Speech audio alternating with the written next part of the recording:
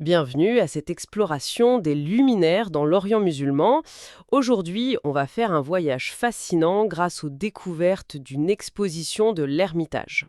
Oui, bonjour. Notre objectif, c'est vraiment d'aller voir au-delà de la simple fonction éclairée.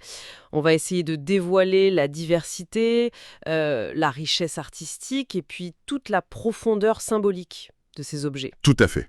C'est quand même incroyable, non? De penser à toute cette créativité autour d'une simple flamme, bien avant l'électricité. Ah oui, c'est une excellente perspective. Il faut vraiment se remettre dans ce contexte, hein. Un monde sans électricité, où la lumière, c'était précieux, c'était limité. Oui. Mais la source elle-même, elle était très simple.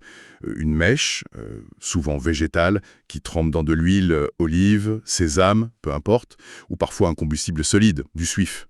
D'accord. Mais toute la sophistication, toute l'ingéniosité des artisans, elle allait où? Dans le contenant. Ah, d'accord. C'est là, dans la forme, les matériaux, terre cuite, céramique, bronze, verre, les techniques, le décor, qu'on trouve une variété mais stupéfiante. Hmm.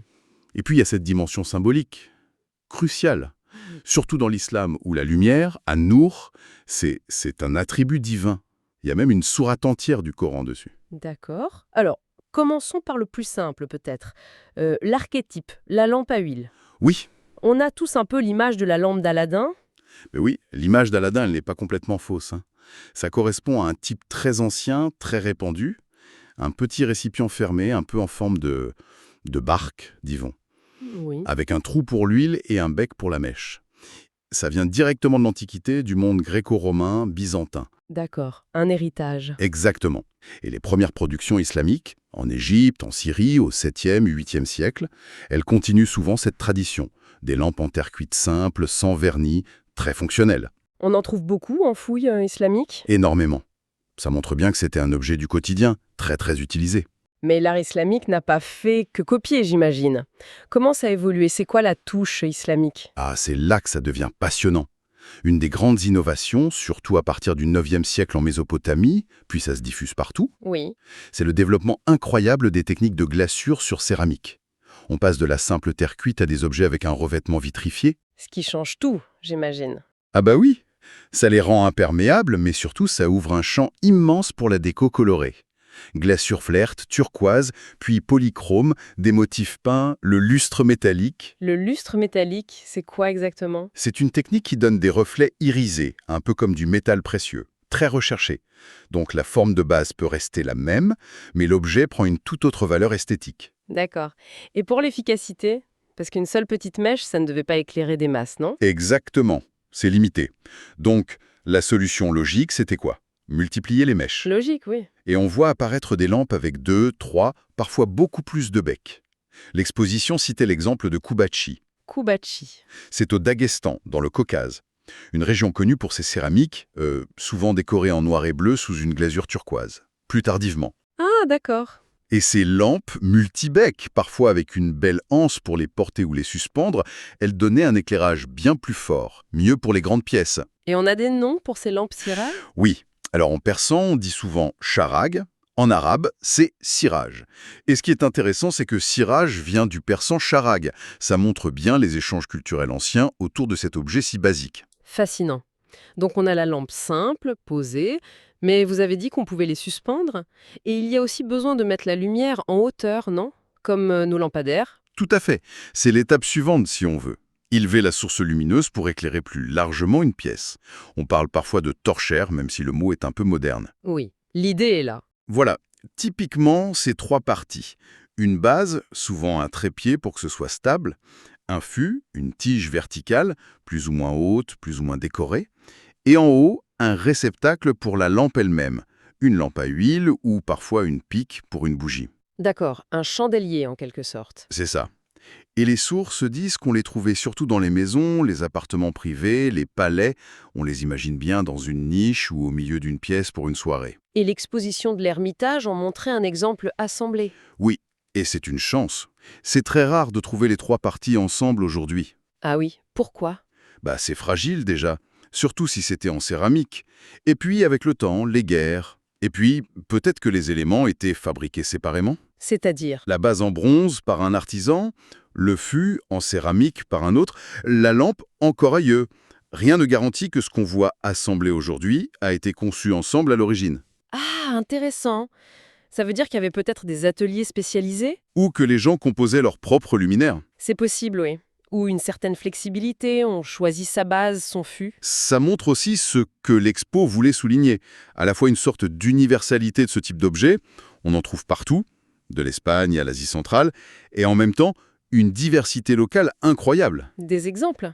Les sources parlaient d'une lampe indienne en forme d'oiseau, peut-être en bronze, très figurative, ou une lampe algérienne en céramique, très colorée, avec plein de becs. On voit bien comment une même idée fonctionnelle est interprétée différemment selon les cultures locales. C'est vrai. Alors, passons à une autre catégorie, très importante aussi, qui nous fait basculer dans le symbolique. Les lampes suspendues. On pense tout de suite aux mosquées, là. Absolument. Si la lampe sur pied, c'est plutôt la maison, la lampe suspendue, c'est vraiment l'emblème des grands espaces religieux. Mosquée, mausolée, madrasa. Encore un héritage d'avant l'islam. Oui, l'idée n'est pas née avec l'islam. Suspendre des lumières, en verre ou en métal, ça se faisait déjà dans l'Antiquité tardive et beaucoup dans les églises, les synagogues, en Orient. On pense aux polycandélons, C'est quoi ça? des grands cercles en métal où on accrochait des petits godets en verre avec de l'huile et une mèche. D'accord. Mais l'islam a quand même développé une forme bien à elle. Tout à fait. Les artisans musulmans ont repris le principe, mais ils l'ont adapté, magnifié.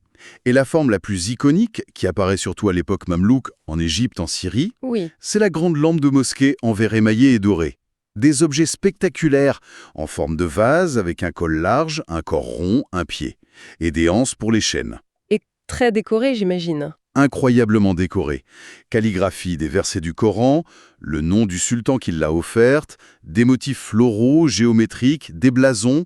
Ce n'était pas juste pour éclairer, c'était des œuvres d'art, des signes de piété, de richesse aussi. Et le lien avec la sourate de la lumière que vous mentionniez au début. Ah, c'est fondamental.